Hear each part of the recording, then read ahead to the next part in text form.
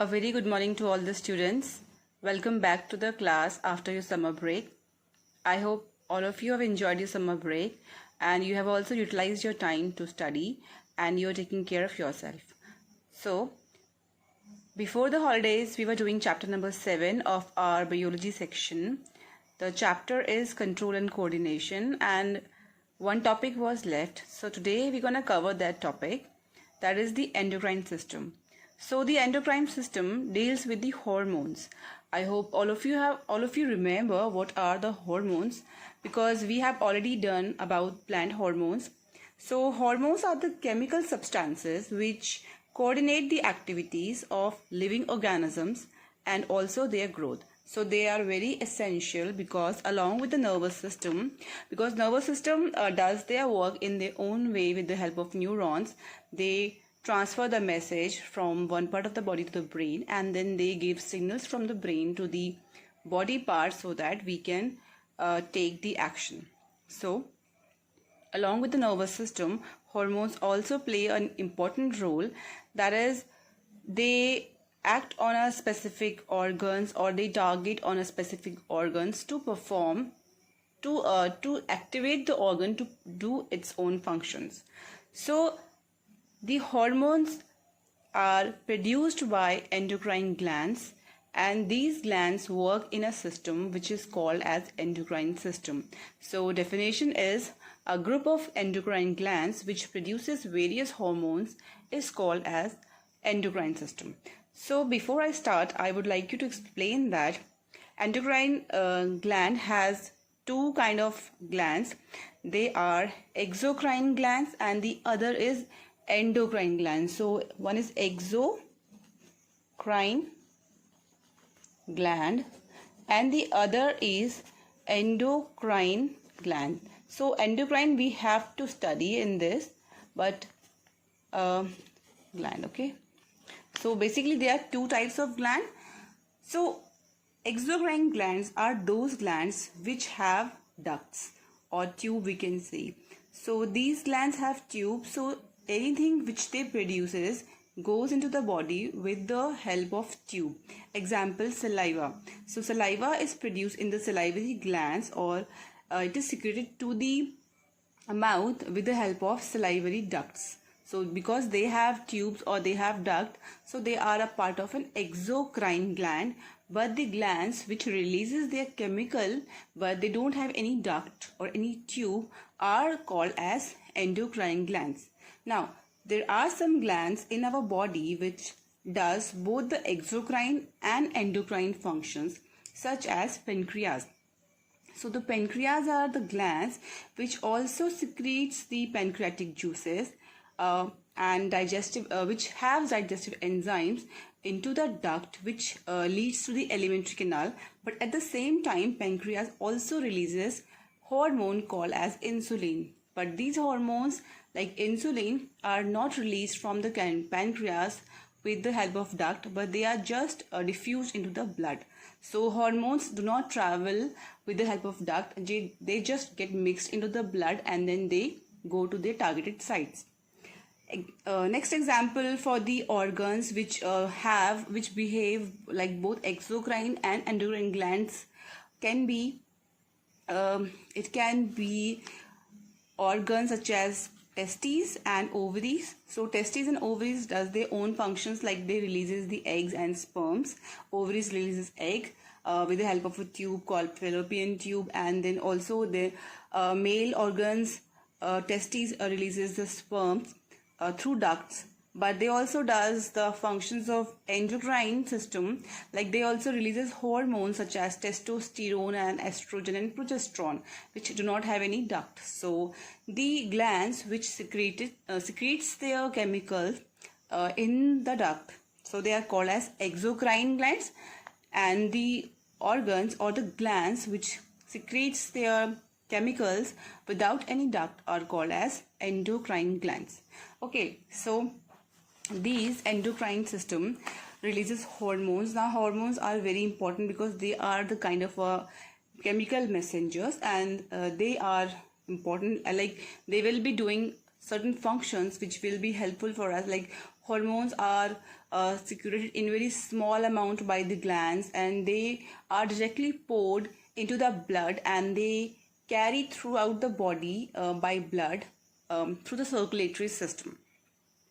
Then hormones have their effects at the site different from the sites where they are made. Actually, like hormones are produced in the hypothalamus. For example, hypothalamus is present in the brain. So you would remember when we studied about brain, there was a little section the center of the brain called as hypothalamus, which is a very important part. So this is the main boss of all the hormone glands. It is the main main head for the endocrine system, because it regulates the main gland called as pituitary gland, which we'll be reading. So these hormones, where are they released? So they do not perform their function on that particular site, but they travel to different sites and they does their work there.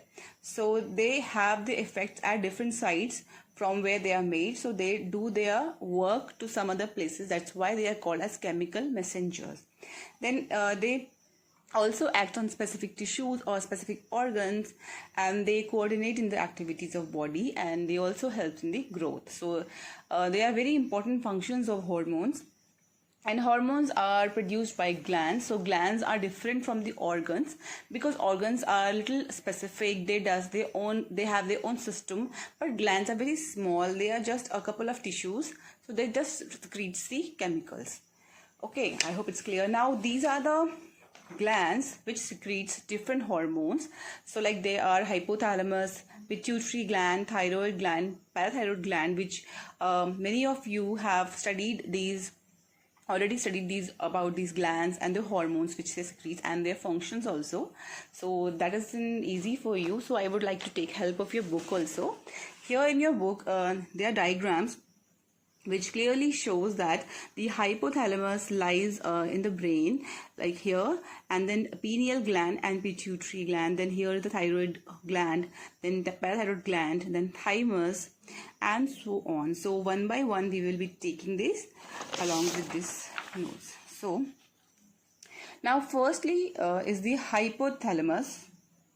Now, hypothalamus is the gland which is present in the brain. We already are seeing it. So, it is basically it is called as a releasing hormone or inhibitory hormone. That means it is the main gland which releases the hormone which regulates the work of pituitary gland, or it regulates the secretion of pituitary gland so that the pituitary gland would release its own hormones. Okay, it will check the pituitary gland and it will ask the pituitary gland to secrete its hormone so that the other organs or the other so the other glands can secrete their own hormones. So this is a very important hormone, and it decides when to start releasing the hormone, when to ask the pituitary gland to start releasing the hormone, and it also checks when to ask to stop the pituitary gland to release the hormone. So basically it regulates and it inhibits the hormone production from the pituitary gland. So it is the main gland which regulates the function of the pituitary gland or the secretion of the hormones of the pituitary gland. So hypothalamus basically controls the pituitary gland hormone. So the main function of hypothalamus is to control the pituitary gland or to control the pituitary hormones. Okay, so after this there is the pituitary gland, which you can see clearly. Okay, now so pituitary gland is present in the brain, just below the brain. Actually it's here, it is lying here below the brain, and this gland secretes a number of hormones. It secretes a lot of hormones. So one of the main hormone which is secreted by the pituitary gland is called as growth hormone or human growth hormone, which is very important for the growth of the human body as it controls the growth. So example, if there is a lot of growth hormone produced in the body will become very long and very large, very gigantic kind of a body. And if there is a deficiency in the growth hormone, then the child will be very short and will not become tall at all and will be dwarf. So it is very important. So pituitary gland secretes many hormones, but one of the main hormone of the pituitary gland is the growth hormone. So now again I would like to tell that hypothalamus is the main thing. It will send the message, or it will release the hormone to the pituitary gland, and that hormone will activate the pituitary gland to release the growth hormone. And then if the pituitary gland will keep on secreting the growth hormone, the person will become large and large, but then hypothalamus will again check it and then release another hormone which will ask the pituitary gland to stop releasing the growth hormone, and then it will stop it. One more gland here is the pineal gland, which secretes many other hormones, but the main important hormone is the melatonin hormone, which regulates the sleeping pattern of a person. So this gland secretes the hormone called as melatonin hormone, which checks the sleeping pattern of a person. It is responsible for the sleep. Okay, so next will be thyroid gland. So thyroid gland here, it just lies in the windpipe, or it is attached in the windpipe of our body, and thyroid gland makes a hormone called as thyroxine hormone. Okay, so thyroxine hormone controls the rate of metabolism, and it metabolizes the carbohydrates, fats and protein in the body, and for this iodine is very necessary. So thyroid gland also contains iodine. So if iodine is present, the thyroid gland will be able to perform its function very well. And if there is deficiency of iron, then the thyroid gland will not be able to produce thyroxine hormone, and due to the deficiency of thyroxine hormone, the person suffers from metabolic problems, something sugar level or the other things rises up. So it should be a balance. So thyroid gland should secrete the hormone, which should not be more or less, but it should be just to the optimum mark. And if there is a deficiency of iodine in the body, the person suffers from goiter, and goiter is a kind of a problem which have a swollen neck. So the neck becomes swells, and it's very problematic for the people who have this disease. So if we want to prevent the goiter disease, we have to consume iodine salt, and we have to add the iodine in our diet, which is easily done by the intake of iodine salt. So this is also very important. Now the next is parathyroid gland. So here it is just near the thyroid gland. So basically both these glands are doing the same kind of functions, but parathyroid gland are the 4 small glands which are embedded in the thyroid gland. So these glands, parathyroid gland, are embedded in the thyroid gland. They are 4 in numbers, and these glands secretes the hormone called as parathormone. So this parathormone also regulates the calcium and phosphate level in the blood. Okay, so these also are responsible for the metabolism of the things like calcium and phosphate in the blood. So this is also one of the important hormone gland which releases the parathormone. So okay, now the next is thymus. So thymus lies in the lower part of the neck and the upper part of the chest. So the neck pipe is ending here, and it is almost the region to the chest, and it secretes the thymus hormone. So thymus gland secretes thymus hormone, which plays an important role in development of the immune system of the body. So now this immunity of the body is for the children basically, because this thymus gland is very large in young children when the children are very young, but it gets shrink when the children become mature or they become adult. So it shrinks. So it is present in the children. After this, it's pancreas. Pancreas are the these are the glands which secretes the insulin hormone, and insulin hormone lowers the blood sugar level. Like insulin hormone is very important because it lowers the level of blood glucose in the body, and if there is deficiency of insulin hormone in the body, which causes a disease called as diabetes. So diabetes disease is due to the large quantity of sugar in the blood, excess amount of sugar in the blood. So it controls the metabolism of sugar, so that the sugar is not released in the excess in the blood at once. And if the pancreas are not able to perform their work properly, like if they are not able to make insulin properly, so the insulin, when there is absence of insulin, then the sugar level of the blood rises up, which causes very harmful effect to the person, and he suffers from the disease called as diabetes. So doctor advise those people to take less sugar, or they can also take injections of insulin so that it can be controlled. So insulin is also a very important hormone which is used in the metabolism or to control the blood sugar level or glucose level. So after this, next is adrenal gland, one of the most important gland which secretes the adrenaline hormone. Now adrenaline hormone is also called as fear, fight and flight hormone.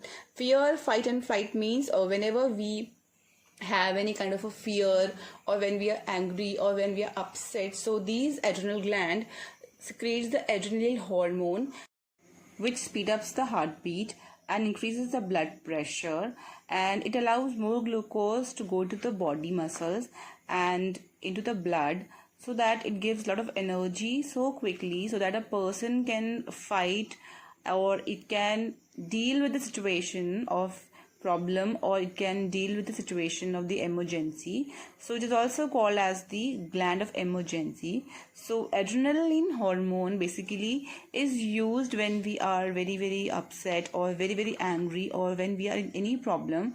So it helps to cope up with the problem of the body, and it also then as a result releases the other hormone which is known as serotonin hormone, which act as a stress buster. Because of the speedy heartbeat and the high breathing, the other hormones are released so that the body can become normal. So all these sudden releases of the blood and the activities such as the increased heartbeat and increase in breathing, it also helps body to prepare with the current situation suddenly, so that our eyeballs expands or dilates, and we just have a rush of the energy in our body so that we can just run away or we can deal with the problem. So this is a very important hormone, adrenal hormone. Now after that is testes. Testes are the gland which are present only in the male, and these glands makes the testosterone, which is called as male sex hormones, and these testosterone hormones are important for the production of the male gametes called as sperms, and they are also responsible to control the development of the male sex organs, and they also add on the features such as they are the reason for the deeper voice of the male, and then production of mustaches and beard and all the things. So this is a male hormone. These are the function of testes.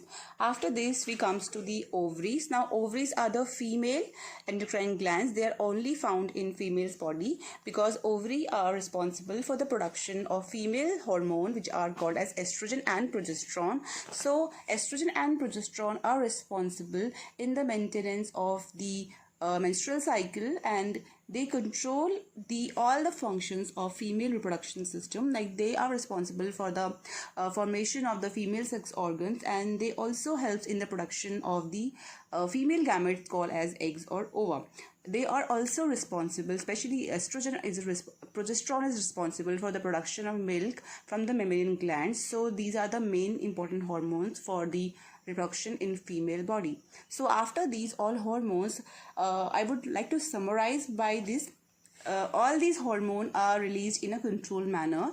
That means if there is an excess or deficiency of hormone in the body, then the hormone can cause the harmful effect in the body. Like the pancreas secretes insulin, so if insulin is deficient, the body will have a disease called as diabetes. But if the same insulin will be in the larger quantity, then also the body will have certain problems, such as a person can go into the coma. So all these things have to be regulated. So the timing and the amount of the hormone which are released by various glands are controlled by a feedback mechanism which is almost inbuilt in the body, or basically we can also say that every gland is interlinked, and the main gland is the hypothalamus, which always regulates the pituitary gland. Like it also releases the hormone for the pituitary gland to start it working, and it also inhibits the pituitary gland so that it can stop the functioning of the hormone.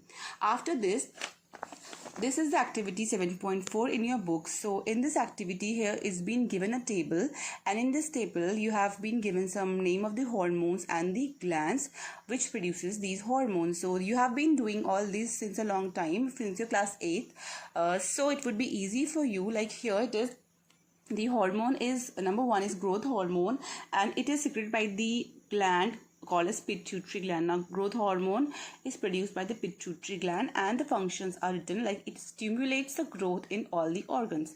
After this it's a blank here, so you have to fill by your own. That is gland name is mentioned here, that is thyroid gland, and the function and the hormone is thyroxine hormone. Okay, so you have to write by your own. It's a thyroxine hormone, and it functions, its work is to regulate the metabolism of the body growth. That means it helps in the metabolism, which is responsible for the functions of the body, which are responsible for the growth of the body. After this it's insulin. Insulin is the hormone which is produced by the gland called as pancreas. So now pancreas produces insulin, and the functions are it regulates the blood sugar level. After this it's testosterone. So testosterone is the male sex hormone which is produced by the testes, and the function of is this to regulate the male sex organs. It also helps in the production of the male gametes, that are sperms. Then ovaries are the endocrine glands which produces hormone which is called as estrogen and progesterone. You have to write it here, and the functions are given, that is development of female sex organs and regulates the menstrual cycle. Then it's adrenaline hormone which is secreted by the adrenal gland, which is also called as fear, fight and fright hormone, and which is responsible to prepare our body for any action. Like it speed up the heartbeat and breathing rate, and it also raises the blood pressure, which help the body to have more glucose into the blood, so that a lot of energy is produced in the person's body so that it can fight or deal with any problematic situations. So after this it's releasing hormone, and it can also be inhibitory hormone which is produced by hypothalamus. Okay, so the gland here would come hypothalamus, and the functions are to stimulate the pituitary gland to releases the hormone. So these are the name of the hormone and the glands and their functions which you have to learn, and these all the hormones which are written here, especially these are very important. So you have to just mug up all this so that you can be able to write any answer for any question. After this I would end up this by comparing the nervous system and endocrine system, because throughout the chapter we have been reading about the nervous system and the endocrine system, because in the coordination and control the first things were the nervous system which we have read, which is responsible for the reflex action. So here will be a quick comparison of nervous system and endocrine system. So if we'll compare the nervous system to the endocrine system, the nervous system could be very simple. Like in the nervous system is made up of neurons. Okay, so neurons are the main thing in the nervous system. But in the case of endocrine system, they are made up of glands, so or secretory cells which are called as glands. So next would be the nervous system. In the nervous system, the messages are transmitted in the form of electrical impulse. So the messages transmit in the form of electric impulse. And in the case of endocrine system, the messages are transmitted in the form of chemical hormones. So chemical hormones are responsible for the transmission of messages. Then the third difference would be the messages are transmitted along nerve fiber. So nerve fiber transmit the message, like we have read about motor neurons and all. Okay, so they are called as nerve fibers, but in the case of this, they are transferred with the help of blood or in the bloodstream. So they directly mix with the blood because they are ductless glands. Then the nervous system, the message transfers very quickly. They travel very quick. So in the case of the endocrine system, they travel slowly, slow than the as compared to the nervous system. Then next would be the effect of the message usually lasts for a very short while. Like in the case of reflex action, quickly you will move your hand and then you will stand away. So it will be effect last for a short time. Okay, but in the case of endocrine system, the message lasts for longer time. Okay, so these are the quick summary of the nervous system and endocrine system. So these two systems makes the control and coordination in the humans and animals and the plants. So we have read about the plants hormones already. So today we have completed about animal hormones. I hope you are clear with the topic. So please do the question and answer which I will give you, and if you have any problem you can share with me so that I can help you out. Thank you.